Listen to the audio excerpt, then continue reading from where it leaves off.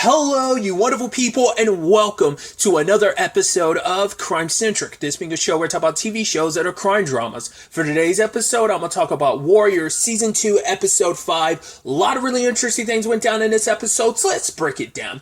Okay, so first and foremost, let's pick up with Penny's circumstances. I don't know if she knows that Sophie helped everything go down, Leary blow up her place last episode or not. We didn't really get that scene, but I just, like I said, Sophie doesn't need to go out of her way to say anything, and she might not, but at the end of the day, she knows that she knows Leary's behind it. But the interesting thing is, she knows that, I don't know if she directly knows that they've been hanging out. She just knows, like, right, you're going to this bar. I don't know if she really knows that that's the bar that he frequents. Just knows, like, hey, it's a bad place. Because I don't think Leary introduced himself to her date, did he? So, like, I don't think Penny knows about their connection. So either way, Jacob, because she starts smelling something. She's like, "What's that smell?" And Jacob comes over and is like, "It's opium." I was like, okay, so they did have a fresh stash there. That's why I was like, why was the, because I mean, the Tones could protect the place all night anyway, just in case someone tries to attack it at night. But it's more so like, no, they were trying to protect their own investments, specifically Young Jun and Assam. And so Penny's really upset because it's like, right, I let myself forget who you really are. The fact is, you used me, and I even paid you to do it. For Assam, it's like, I had no choice. It's like, you've had many choices. You've just been so dead set on your path of revenge. It's just that he's been warned time and time again. He was warned by Chow. He's now being warned. Well, he'd been warned by Atoy before, and she even warned him again this episode of like, your war of Mylene is going to cause so much. It's because that's the thing. It's not even going to be you that's hurt. It's literally everyone else around you. It's going to be Chinatown that suffers for it. It's going to end up being Penny who has to suffer for it because of the choices that you've made. You're acting like, oh, everything you're doing is like, oh, I'm going to help Young June. I'm going to help out the Hopway. It's like, you're only doing this to benefit yourself because you're going after Mylene. So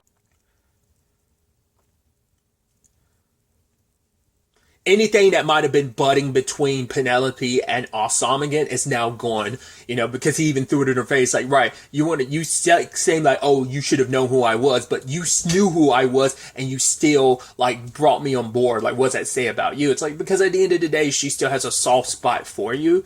That it's like she cares about you, she sees the good in you, and she let that kind of color judgment. Like, once again, she is like hiring the Hopaway to look after herself. Now it's like, oh, I understand why you did what you did. I mean, not understand like, oh, I understand, but just like, oh, now I see what this was really about for you. Once again, like, sounds like, oh, I had no choice. Like I said, plenty of choices not to do this, especially using Penny like that. But also, once again, he was already mad at Penny too, so he took advantage of the situation, especially because she was willing to help out and he saw an opportunity. So, which Penny's kind of in a very complicated spot because it's going to take about 6 weeks to get rebuild the business, because right, no one's going to buy it at this point in time, but she has no point in she's not going to sell it because of two things. One, because it's all that she has left of their father. Two, it's a sense of pride. It's like, I'm not going to be beat by anyone, because it's like, right, here's Samuel shows up. It's like, right, here you are to gloat. He's like, no, I'm not here to really gloat, but he really is, because he's making a point of she needs to get up and running business, because if she misses any of her next shipment, the contract's null and void. Because he's like, yeah, I had a lawyer look into it. Like, I can't pull out of it without suffering some, like, because some compensation has to be made on my part. Like, I have to compensate you and everything, so I'd be out more money, as we discussed last episode. But the problem is, if Penny doesn't end up keeping her side of the bargain when it comes to the contract, if both parties aren't meeting their requirements, then the contract's null and void. So she could literally walk away with nothing. And he's like, yeah, I'm sorry, I can't help you. As your husband, I'd want to help you, but as a mayor, my hands are tied. And it's like, at the end of the day, it's like, right, you gave it your best. You can say that at the very least. I'll be happy to have you more at home, dear. And it's like, right, it's more, hey, I want you to submit. I want you to go back to, like I said, we never got the full picture of Penelope and his marriage previously. But like I said, like, we've seen, like, she was never like the, like, soft-spoken wife, but she kind of was. She was kind of a mix of, like, she would voice her opinion, but she kind of had to stay in her place. But now she's got more vocal. She's, like, paved a way for herself to stand out more. So, with that all said and done, we'll see how this works out. I can only assume, and maybe I'm wrong in this part, she will try and, like, she probably will skirt some lines to get what she needs to make this all work out. Now, I don't know if she's going to necessarily go back to the Hop Wafer, specifically Assam, considering the fallout they had just now. Once again, they were building their way back up to somewhat of a decent place, but yeah, that's kind of shattered again. So she might not have no choice but to go in the more criminal route. So I don't know if that's something that's going to involve Buckley, like his side of things, or is it more like, will she try to go to Mylene? Because it's like, well, I can't go to the Hopway because of Assam. Maybe I'll end up going and working with Mylene. Not unless that ends up being like, and then she'll probably get like a percentage of it. Like, I know Penelope's going to be forced to like go some illegal route. I just don't know what her recourse is going to end up being. So we have that. So shifting back to Assam, him and Young June are up Schitt's Creek without a paddle because it's like, cool. We don't have the means to buy more drugs from, we don't even have the means to buy them from China, because if we do, Father June's going to notice. And if we take any money, he's very good at keeping an eye on a bankroll. So it's like, if we take any more money, we're screwed on that front, which I love. Hong figures out. He's like, yeah, I'm new to this, but yeah, I know that you guys are like in a situation where some major fuckery is about to go down. So you're kind of screwed on both fronts. And it's like, he's like, you guys are my American best friends, so of course I'm going to help you out. It's like, this guy is batshit crazy. But once again, we can work with crazy. Young June is just kind of like, oh boy, okay, sure. Because they were trying to go see Happy Jack. It's like, right, we proved ourselves. It's like, we don't know how long it's been. Like, we saw that one shipment, but that could have been multiple shipments. Like, multiple shipments could have happened in the time frame. So we only saw the one, like, set of shipments, but we don't know if that was like, oh, was that because we only saw the test run. Like, there could have been 2 or 3 in between for all we know. So maybe this is the second batch, maybe it's not, because the way it's like, Assam's point was like, hey, we've proved ourselves. It's like, yeah, but you're still unreliable in the regards of, I haven't spent enough time with you to fully know that. But also in a criminal business, it's like, no, I'm not going to take any chances. Like, I'm already kind of backed in my own corner with all the raids and stuff going on. So I'm not, especially because you have nowhere to hide these drugs anyway, because the one place you had that, where else would you, even if you got the drugs, where would you hide them? So they're going to miss their next shipment. So what are they going to do? So, because Happy Jack isn't going to front them the drugs and then let them pay later. It's like, no, we're not doing that. I need the money up front. We've had a good relationship so far, but no, that's stupid. You're not reliable enough that, like, I would trust you. And he's not probably that type. It doesn't seem like he's that type of business person of like, no, I'm not going to cut you any slack. Give me the money now. So Aslam's got to figure out the money situation, which he ends up visiting Vega at the end of the episode and is like, yo, that tournament. So I guess it's interesting to see. I guess this show has its own tournament arc. I'm assuming that's only going to be like one episode, probably just not even the full episode, probably part of an episode. But yeah, it's the only way he's going to make he can't make money at those fights anymore because he's the favorite to win a lot of times because so many people have seen him. And unless he wants to take the loss, it's like, no, I'm not about to do that. So, because he's too proud to like actually lose ever again. So he's going for the tournament because that's the only way he can make the big bucks. But he had this interesting meeting with Mylene. And this ties into like the conversation she had earlier in the episode with Leong, where it's like she's not sleeping much. And he can tell like what's really bothering her is Assam. Because at the end of the day, he's your brother and you ordered his death. And she's like, the fact of the matter is, he put himself in that position. I tried to get him out of it, but he didn't take the option that I presented to him. And I have no choice, It's like, right, you don't know what he's done to me, like how he failed me. So she's still in that moment, she's trying to justify it, but there's still that part of her that's like, in that moment, it's like the fight went away. There was no one else. It was just me, my kid, like my, I was about to say kid, but I'm like, I think Assam's older. But my brother, staring, at that moment, it wasn't the fight, it wasn't this and that, it was just, that was a boy staring up at his sister, wanting her help, and it haunts her. It's like, maybe Assam can forgive you. She's like, if I was him, I wouldn't.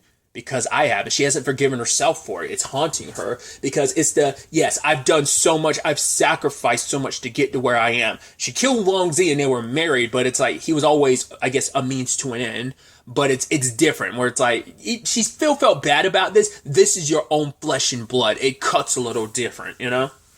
So there's that element to it. Plus also knowing like, right, and as I saw him throws it in her face at the end of the episode, it's like, oh, you try to have me killed by your boyfriend, which is like, oh, I guess he already read that situation, because I'm like, not unless everyone knows about Mai Ling and because like that conversation never came up, so either that's just him piecing that together, like how close they are. It's like, oh, he's not just your right hand guy. That's not your Bolo. That's something more intimate than your Bolo. Obviously referencing like, you know, Father June and Bolo's dynamic, but it's like he probably just read that for what it is. Always read it for what it was, that there was something going on between them. But it's like, yeah, you had your boyfriend almost kill me. A couple days after I saved your life from Bolo, I risked everything to save you because despite our issues, you're still my sister, but you were willing to have me killed. And she's like, I regret it. I made a mistake. And, you know, she's got a literal teardrop going down her eye because it's like, she had brought it up at the beginning of the season of how, like, right, she didn't expect to see so much hate in her brother's eyes. And once again, she's like, he doesn't know me, but maybe I don't know him either. And, you know, Leon was the one suggesting, like, hey, don't worry, like, maybe he'll forgive you. And it's like, maybe that's what she was most afraid of, that he couldn't. Like, and she even said herself, like, I wouldn't if I was in a situation. And it's like, that's the sad thing is, like, she says that, but she still wants him to. She wants his forgiveness. She wants them to kind of like, no, we can start over. But it's like, no, after everything, it's like, no. She was blinded by her rage, and he's drowning in his right now. He wants revenge. And she's like, wow, you think killing me is going to satisfy? He's like, no, I'm not going to kill you. I'm going to destroy the Long Z. I'm going to burn everything you care about to the ground, you know? Because he had that, like I referenced earlier, he had that conversation with Atoy because he tried to get a loan from her. But she's like, you do this. You let your revenge against her.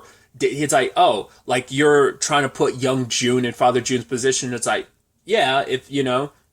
But then she's like, no, you want to take over the Hopway. And it's like, you want to be the one that leads the charge because it makes it easier to have an army on your side going after Mai Ling. Because it's like, right, you do this, you're already going to cause a civil war amongst the Hopway because the lines are going to be drawn and divided between young June and Father June. You're having father and son go after each other. It hasn't happened yet, but it's seething beneath the surface because of your war with your sibling rivalry with your sister. So it's like, once again, you are going to tear not only the Hopway apart, the only tongue that's strong enough to stop Mai Ling, you're going to like cause a massive shift in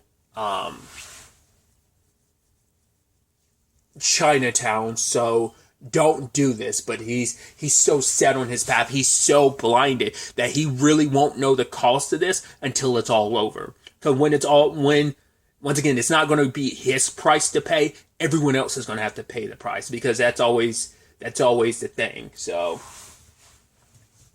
there's so many graves essentially he's going to be digging because of the situation, and we just don't know who's going to be the one who pays the bigger price in all this. It just won't be a Psalm.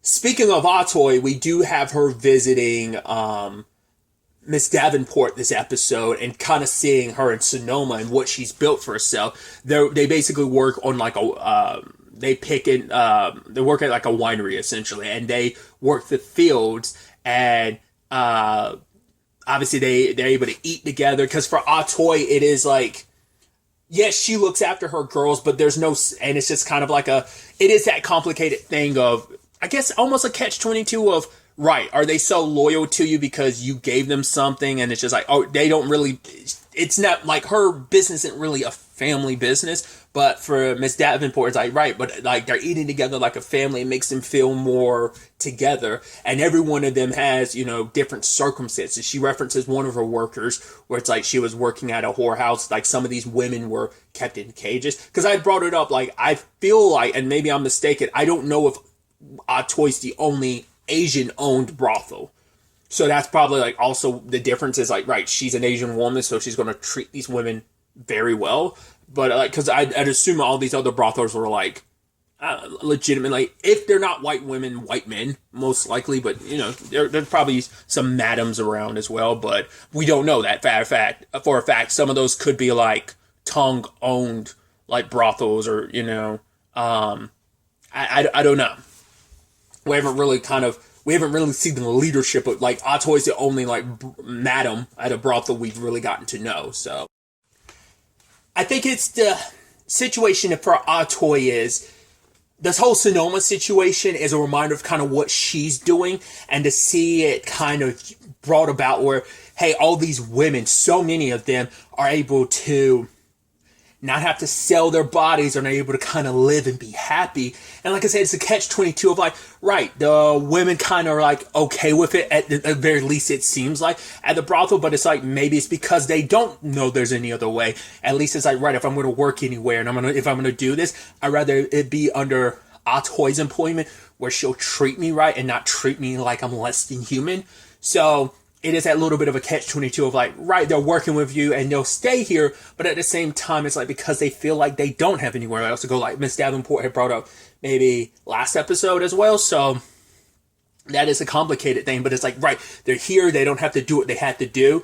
Because like I said, I brought this up previously, we don't know Atoy's past, so we don't know if Atoy, like, what she's doing is she was like that at one point in time herself. Maybe she had to sell her body, that was how she had to get by. So maybe that's also why she's like, right, I've been treated this way, I've had to go through what I'm going through, so I'm giving these women an opportunity and chance, and I'm looking after them, but seeing what someone else is able to build and what they were able to do, like I said, especially considering it's something that she's aiming for. We know that that's why she's buying all these plots of lands and stuff, not for herself, and maybe we won't see the benefits of it, but for anyone else, it becomes a little easier for the next generation, the next wave that ends up coming here once we've been able to build this up, and once Chinese people are once able to like own land and put their own name to it and stuff. So, and it overwhelms her a lot because of all of that, but also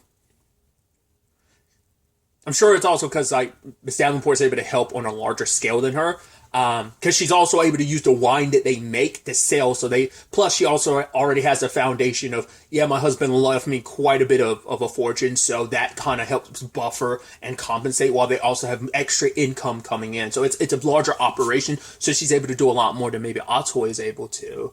And so I brought this up previously of maybe if it was, I think I brought it up, if Miss Davenport's whole situation is above board, then maybe Atoy and her could work together, especially because it's reminiscent of what Atoy wants and plans out, something like the Sonoma situation. So it also cuts deep because for her, it's like, right, it makes her think about her grandmother, and she's like, I hadn't really thought about her in a long time. This place kind of reminds me of her, and so it just kind of overwhelmed me.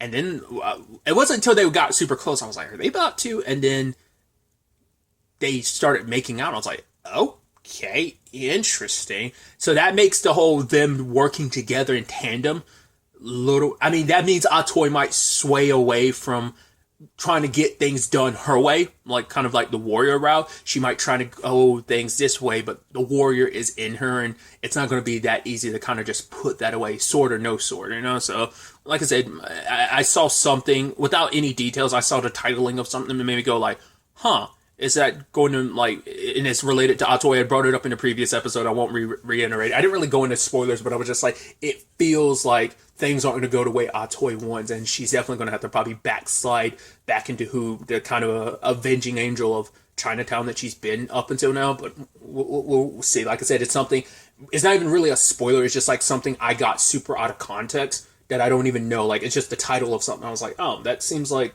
it was like title of someone's video about something warrior related. That made me go, huh. So probably not everything's going to go great. Either way, I'll kind of leave it at that. Moment we get to that point, maybe then I'll be like, oh, okay, maybe this is what that title of a video was referencing. But either way, but yeah, this might be her way of like, right, I might be able to help these women in a different way without having to go down the brothel route, without having to help out Chinese people in general by cutting people and killing them and stuff like that. So she might be able to find another way, especially with the whole Patterson of it. Like, eventually he's going to bail out of being her partner, but with Davenport, she could be the partner she needs to kind of do everything she wants. So it might be a conjunction of like, right, the whole Sonoma thing, but also building towards everything Atoy wants. Because I could see that being a venture that Davenport can get behind. So we'll ultimately have to wait to see on that front. Another element to this episode is the situation with Bill rallying everyone up for this going after. It's like, right, Chow gave me the go ahead. Like, the fact is, it's going down tonight. You need to do anything. You need to drink. You need to fuck. Like, all that needs to be taken, because like you can do whatever the fuck, but like tonight you better be locked and loaded and ready to go. Kind of basically chewed Lee out to, which leads back to the point of, none of this would be happening if it wasn't for you. Like, do the men here know they're charging in, potentially going to lose their life for something you did? Which, at bare minimum, there was at least 2 cops that died. It's still, that is all on Bill. It's like, oh, would have lost more men, but it's still the thing of, they're all dead because this is your situation, because of your addiction. You got men killed. You're dragging them in a fight that's yours. This fight came to your doorstep because of you. You lost your family in the process. Maybe he's able to get them back, but I don't know. But yeah, they're waiting on Chow's signal, and so when the time comes, like, Chow's on the inside, and your boy Zing is making a point of, yeah, like, when you're Feng Kai, we will live, we will die to protect you.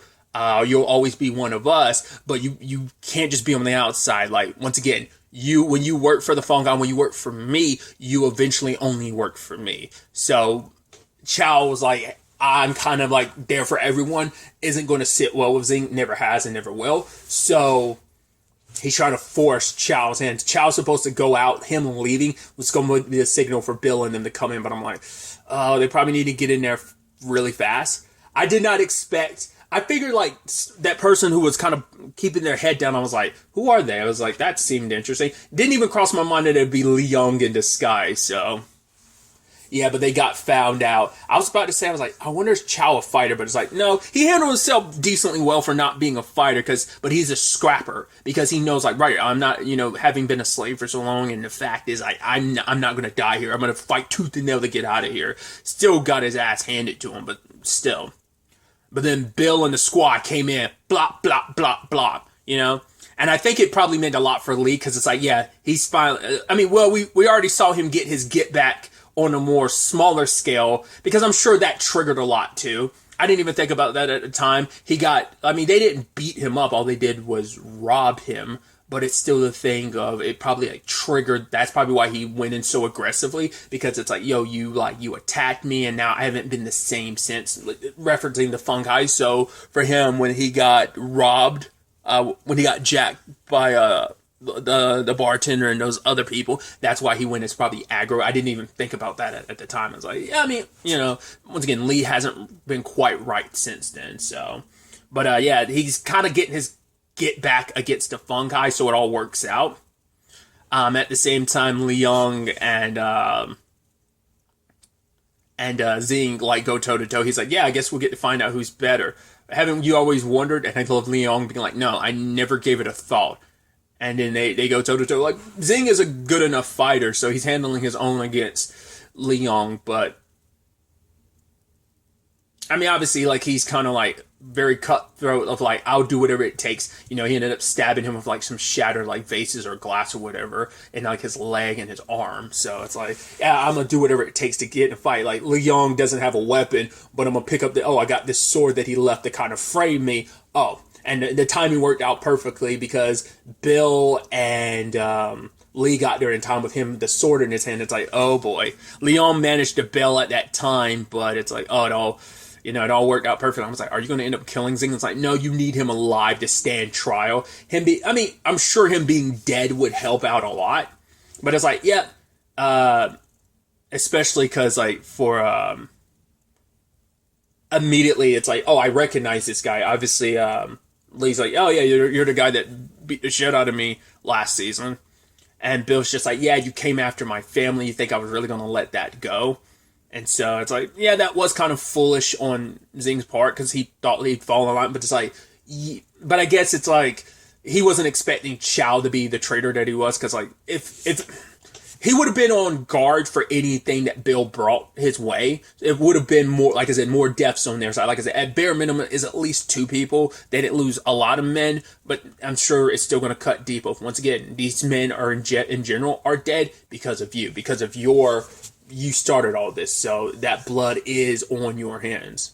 Which is kind of interesting because it parallels a little bit with like Leary and their and Chief Flanagan's conversation where it's like, stop blowing up buildings or my men are going to come after you and there ain't going to be nothing I can do to stop it. But he's like, oh, I'm not going to stop until the people who pay your paycheck stop doing what they're doing and help out good, honest Americans. Because any further retaliation is from people who are fed up with things being the way they are, and it can't keep going like this forever. And go ahead and let it do that. People are pissed. People are fighting back. Not just him. Like, he's the ringleader of it, but he's just swelling. It's an upswell of everything that's already being felt, and everyone else is, and he just happens to be the face of it. But for him, it's like, it's much bigger than me. The fact is, this will continue, and any blood going forward won't be on my hand. It'll be on yours because you had a chance to stop all of this, but you didn't. You let the status quo continue, and we're not letting that happen. So. But yeah, like, my point is just like, right, Leary's making that point to Flanagan, and it's like, well, Bill, in this fungi situation, is like, yeah, that blood is on your hands. So, when it's all said and done, as I figured, Lee, the whole thing doesn't sit well with Lee, because it's like, oh, the pocket watch to the businessman that died is like, yeah, but why would, like, yeah, him doing what he's doing, yeah, he's skilled with the sword, yeah, it all fits, but it still doesn't make sense why he would kill those businessmen. And Bill's like, just take the win. But he could tell, like, Lee's like, yeah, you're right, but he knows, like, Lee's not the type to just take that lying down. Like, he's gonna ask too many questions. But it's like, hopefully Bill's like, I got him off the scent for now, but it's like, it's not gonna sit well with Lee. He's got too much of that detective brain, and it's like, it doesn't sit right with him. So once again, he will never jump to the conclusion of, it was Atoy, but it still seems fishy. So I think he's still going to probably be pushing for, like, hey, is there still a swordsman out there? Like I said, that depends all on if Atoy commits any more murders. Granted, her sword is in an evidence locker, like, at, like, the police station. So, I mean, I don't even know if they have, like, official, like, evidence lockers, but it's, like, at the police station now. So, not unless she ends up using a blade, and the wounds that she inflicts on people look similar enough that Lee's able to be like, I think this is our swordsman, they're still out there. Because it is still the thing of, Lee can also piece it together of, yeah, the guy you're having issues with just happens to be the swordsman. Because even the Flanagan was like, oh yeah, you guys got lucky, but he's like, yeah, it is interesting. How the hell did we just happen to, like, take down the fungi and also end up taking down the swordsman? It's a little too coincidental. It's not sitting well with Lee. I figured he'd be the one to kind of figure that out eventually. I wasn't expecting him to immediately be like, this doesn't sit well, but it's because the way things played out kind of sparked that in him. So we'll see how that plays, how that turns out. But obviously this situation causes some issues for Mylene, because it's like, cool, you've heavily weakened our fighting force, because now the fungi have kind of been removed from the equation. Zing has been arrested. Because it's like, right, the Hopway can come after us. It's like, to be fair, the fungi were going to be the ones who severely, like, because that's a catch-22, not catch-22 of it, but that's the rub of it too, of, I think she's stalling Buckley out. She's got to be like, oh, I'm going to do this. I want the peace to continue because I want us, as in the Long Z, to prosper for a little bit so we can get stronger and then eventually take out the Hopway. Or maybe she is going to, like, because it probably screws up her plan of, like, right, blood in the streets and stuff. She probably wanted the fungi to be the main force. And now that they've kind of been removed from the equation, it's like, right, the Long Z doesn't have the muscle to go completely toe-to-toe with the Hopway without it getting extremely bloody on their side. On the Long Z, they're going to lose a lot in that process. At least you with the fungi, you can kind of compensate for that. So like I said, I don't know if she's trying to stall Buckley, like, yeah, I'll cause the chaos, but enjoying the peace and trying to prosper. Or, because it's like she's saying one thing to Lee Young, and it's like you're juggling so many lies and so many machinations of what no one really knows what you fully have planned, I mean, Atoy wasn't wrong when she was like, what Assam is aiming for. It's like, right, you are a lot more like your sister than you'd ever wanted to admit. Neither one of them want to admit that they're so much like each other. Their circumstances, sadly, it's like, Asam's situation led to Zhao Jing to eventually become Mai Ling, and now Mai Ling's circumstances and Asam's attempt to try and save her and bring her back home ended up putting him in a situation that changed him and to not be the same Asam that she knew. So it's like both of who they were before kind of died, and who kind of rose from the ashes in their place isn't the greatest options. You know, it's going, like I said, it's going to cause massive issues for everybody. So, but yeah, like Li Yong is like, yo, I told you about the Hopway. I never liked them, and I warned you about them. And she's like, oh, you should have spoke louder, because it's like, did you know that Zing had people trying to kill an officer and his family? What the ramifications of that would have been? And it's like, yeah, she's kind of like, yeah, but you should have talked to me first. It's like, it's supposed to be like but it's only a one-way street. Like, Li Yong has brought up his concerns. She's like, yo, you should have spoke louder. He was pretty but it's like, you should have told me about this. It's like, yeah, but if he did, all you would have done was try to like,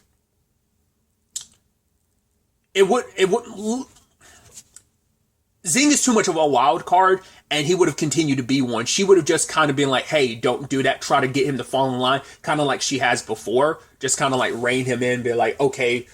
She's trying to be like, okay, I'm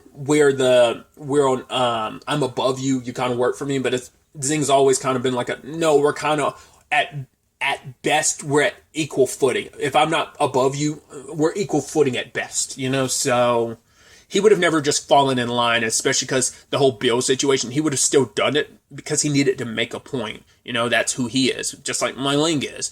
Just comes with the territory of being a boss, kind of a bloodthirsty boss, in fact. So, but it's like, you should have come with me your concerns. I kind of did, but you should have given me this example. And like I said, I think the end result still would have been the same, because Zing would have been left to his own devices. He would have still ran rampant. I don't think Mai Ling would have ever been able to fully like bring him to heel, essentially. So we'll never really know at this point. So I wonder, are we really done with Zing? He's locked up, yeah, but there's always a chance him and maybe some remnants on the Fungi. I mean, we don't know if like everyone's dead, and all of the Fungi might be dead, or there might still be remnants out there.